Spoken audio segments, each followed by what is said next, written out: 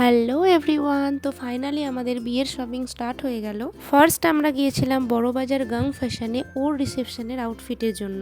ওনাদের readymade stock ভালোই ছিল, কিন্তু আমাদের পছন্দ হচ্ছিল না বলে ওর আউটফিটটা বানাতে দেওয়া হলো। আসলে না, ওনাদের দোকানে ভিডিও করা অ্যালাউড না, বাট আমি ওনাদের পারমিশন নিয়ে কিছু ক্লিপ নিয়েছি।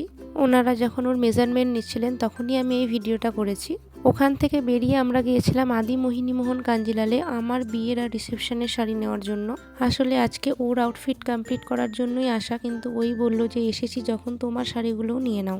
বিয়ের দিনের জন্য আমি রেড বেনারসি নেব, এটা অনেক দিন আগে থেকেই কনফার্ম করেছিলাম, কিন্তু এখানে রেড বেনারসিরই এত ভ্যারাইটি যে আমি তো কনফিউজড হয়ে যাচ্ছিলাম, বুঝতেই পারছিলাম না যে কোনটা ছেড়ে কোনটা নেব। শাড়িগুলোই প্রায় পছন্দ হয়ে যাচ্ছিল, তবু অনেক বেছে বেছে একটা শাড়ি নিয়েছি।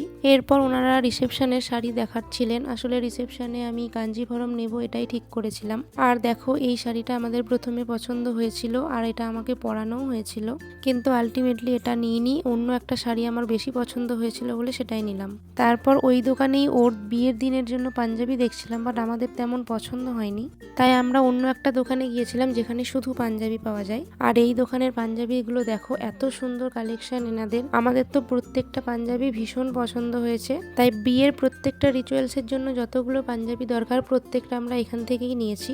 ও হ্যাঁ, এই দোকানে আসার আগে না আমরা বিয়ের কার্ড দেখতে গিয়েছিলাম, বাট সেখানে ভিডিও করা হয়নি। শপিং কমপ্লিট করার পর আমরা চলে গিয়েছিলাম লাঞ্চ করতে। আসলে শপিং করার আনন্দে আমরা খাওয়ার কথা ভুলেই গিয়েছিলাম। শপিং শেষে লাঞ্চ কমপ্লিট করার পর আমরা কলকাতার ঐতিহ্যবাহী হলুদ ট্যাক্সি করে চলে এলাম স্টেশনের উদ্দেশ্যে। আজ ছিল আমাদের বিয়ের শপিং এর প্রথম দিন। তোমরা সবাই সাথে থেকো, শপিং এর বাকি দিনের ভিডিওগুলোও আসবে। আজকের জন্য এইটুকুই, সবাই ভালো থেকো, টাটা।